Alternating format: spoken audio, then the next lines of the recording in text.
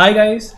First of all, thanks a lot for the amazing response that we have received on the legal insights that we had put up. Now, in legal insights, we try to answer your business and commercial queries and give a practical life solutions and insights into it. Now, last time there were certain questions raised, and let me read it out and ask Samina about it. Here, it was a very interesting question that was raised by one of the viewers.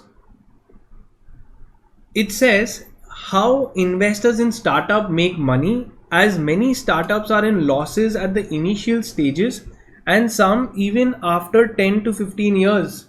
It's a true question that how do investors make money in such loss making companies? Samina, please answer that. Thanks, Zubair. This is a very interesting, pertinent question. And before I in particular deal with the question, let me first take a step back and explain to you how a valuation of any business is arrived at. As a common person, one would actually think that a valuation is done based on profits, which is true. Okay, but there is more than just profits in a company. For example, your local grocery store or your tea stall owner or your nearest panwala might make more profits than any other bigger businesses. Okay, however, the value of that business isn't that much. For example, you might see that Reliance Industries today, it is one of the highest valued businesses in India. Okay, every second company is wanting to invest in Reliance or has already invested in Reliance. You all will be shocked to know what is the value of Reliance Industries. Reliance Industries as of today has a value of 14 lakh crores. 14 lakh crore. 14 lakh crore is the value of the business. Yes. But do you know what was the last quarter losses of the company? The losses of the company for last quarter was around 11,650 crores. 11,650 crores was the losses that Reliance Industries made. Okay, and we're talking about Reliance Jio in particular. So when Reliance is making losses, why are companies wanting to invest in Reliance? Correct? And why is the value of Reliance around 14 lakh crore? Reason for that is we will look at something over and above the profits, and that is the assets of the company and the projections. How is valuation arrived at for a company? Valuation is arrived by two primary methods. One is the fair value of the shares. To arrive at the fair value of the shares, we look at the net assets of the company. And assets include your fixed assets, your IPR in the company, and the profits of the company. Not necessarily all companies that have huge assets have profits, but the value of the shares are arrived taking into effect both the profits and the assets of the company. That is one method to arrive at valuation. Another and most commonly used for startups is the discounted cash flow method. In the discounted cash flow methods, I will look at the future projections of the company. What is the growth pattern of the company? How much revenue is it going to make, not as of date, but in the future? Discounted cash flow. What is the cash flow? That is the revenue that the company is going to make. Now, due to this, if you see, a DCF method will always give a startup a very high valuation. I might have zero to no revenue in the company as of today because I am a startup. However, with my idea, with my business or with my proof of concept, I am making a projection, and that projection will take into account lots of factors, including the revenues that my business can earn. Because of the revenue model that I provide, I will find the valuation of a company. So a company which is incorporated as of yesterday can have a valuation going into crores. Reason being, I will have a projection done based on estimates. So Samina, just the question that was there, It says even after 10 to 15 years of losses, their value is still there. Correct. Now you said the future projections. Now what do you mean by the future? Is 10 to 15 years they are in losses and still the valuation holds good. How is that disconnect between not having profits but your valuation increasing? So, And how long are the investors ready to wait and be invested in the company? so let's break down your question. First question is, after 10 to 15 years of being in business, the companies are showing losses. However, there is huge amount of valuation. For one, I gave you the example of Reliance Industries. It's been into business since years now, since decades now. The value of the company is 14 lakh crores. It is showing a loss of 11,500 crore rupees. Okay. Again, the reason for that is it's a big company. It has huge amount of assets. When the value is in lakhs, okay, a loss of thousands doesn't make any difference. Okay. Similarly, Amazon is the highest valued company in the world today. Amazon India has a loss of 141 crores. So you're saying 141 Amazon crores. being the most valued company is also a loss-making company. Correct. It is a loss-making company. Amazon India showed a loss of 141 crores. The value of Amazon is 1 lakh crores. Again, it has been into business for decades. Correct. The reason for that is the money that comes in. Okay, the money that comes in is being invested again into the company. It is being invested for acquisition of customers. If today every person in India is using Jio, is using Amazon, the value of the company is way more as opposed to the profit. So because they are reinvesting the money that it is earning, it is going back, the revenues are being applied again and again into the business of the company, there is a loss in the company. So, Samina, you used the word customer acquisition. Correct. Let me just ask you more on this. So if I see Amazon, they are in losses because they are selling sometimes even below the cost price, Right. called as predatory pricing. Why do they do that? So that they can acquire the customers, Correct. get the customer acquisition, and then once the acquisition of customers are there, they get all their details, then they will start doing cross-selling of different products. Am I right? Yeah, absolutely right, Zubair. In fact, I'll give you an example of the most common, Zomato and Swiggy. Okay, Zomato and Swiggy are giving you discounts that are even below what the restaurants are providing today. So they are bearing a loss. They are giving you a discount, bearing a loss, and this is actually client acquisition or customer acquisition. Because if I, as a company, is investing in marketing, it is going to cost me money. As opposed to this, what I'm doing, I'm giving this cost, what I initially use for client acquisition in the form of marketing, I'm giving it in the form of a discount. So Zomato today is valued at 24,000 crores. 24,000 crores Zomato. Yes, and Swiggy is a little more, 25,000 crores. 25,000 crores the value of Swiggy. Did you know that? Pretty interesting. And what is even more interesting is the losses that the companies are making. For market acquisition, for customer acquisition, they are being giving you discounts. They are giving you discounts, and this is being coming out from their own pockets. And that is why Zomato is bearing a loss of around 1,000 crores.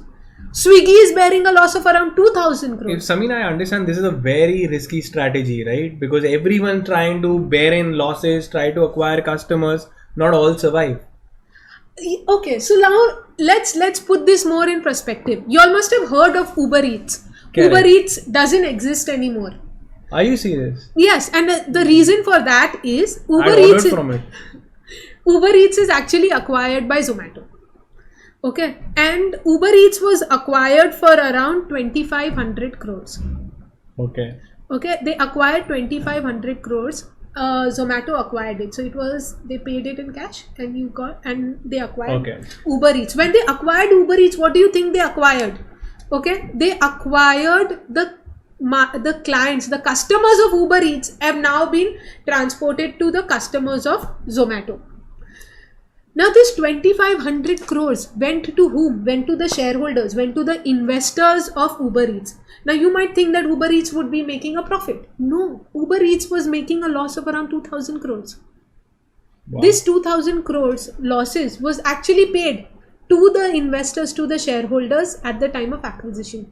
So again, I'm going back and saying that there is a disconnect when you talk about the valuation and the profits or Profitability. losses. Correct. So got it. So even Jio obviously gave us at free, but then they bared a cost. They bared a loss. But they got all the 95% of the customer of telecom is with Jio now. Correct. So that's pretty interesting. Now the other question is that if startups are incurring continuous losses for years together, do they opt out from the company by making zero returns? Okay. So not all survive, right? Some survive, some don't. So what about those who didn't manage this game well? So I'll tell you one thing. Like you all must have heard of Byju's. Byju's Yeah. is another startup which we call unicorn startups. Unicorn startups are startups which in a short period of time have got a 1 billion valuation. 1 billion Byju's. Byju's. So now I'll tell you the value of Byju's. Byju's is 6,500 crores valuation as of date. It has raised funding even during the COVID lockdown. Now this company is recently, it got into business. It's less than a decade old, okay, and it has made a good amount of, it has got a good market acquisition. Whenever you think of an edtech or you want, There is a brand recall. there is a brand recall because they have made a product like that. But is it still profit making? No, it is a loss making company as of date as well. Okay, so why? Reason for that is they are acquiring customers. Once they acquire customers, their database is being developed. Okay, and this, from there they can get more revenue. More business opportunities. The Correct. last question, how does investors minimize their risk associated in investing in startups? So you've dealt with a lot of startups, right? And investors who invest in startup, how do they protect themselves if the company goes bust or doesn't go as per the plans? Correct. Future projections.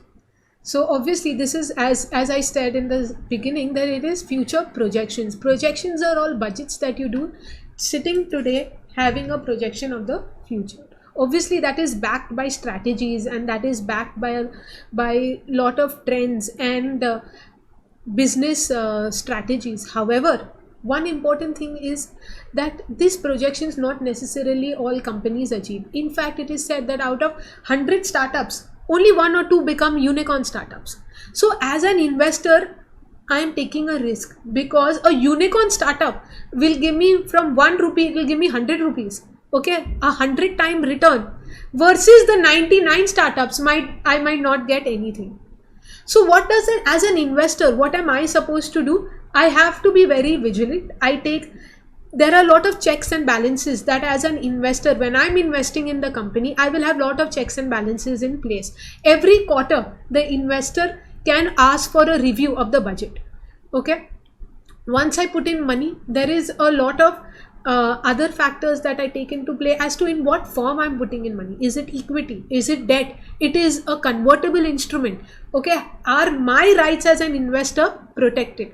Okay. Is the promoter providing me a confirmed guarantee that it will achieve the particular projections, and if not, what is the strategy that it has in play to arrive at that? Hence we have very focused founder agreements where the founder is required to perform certain duties, perform certain acts, and to take permissions and consents of the investor.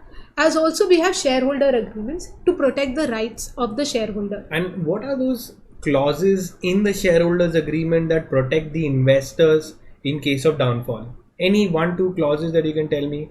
Sure.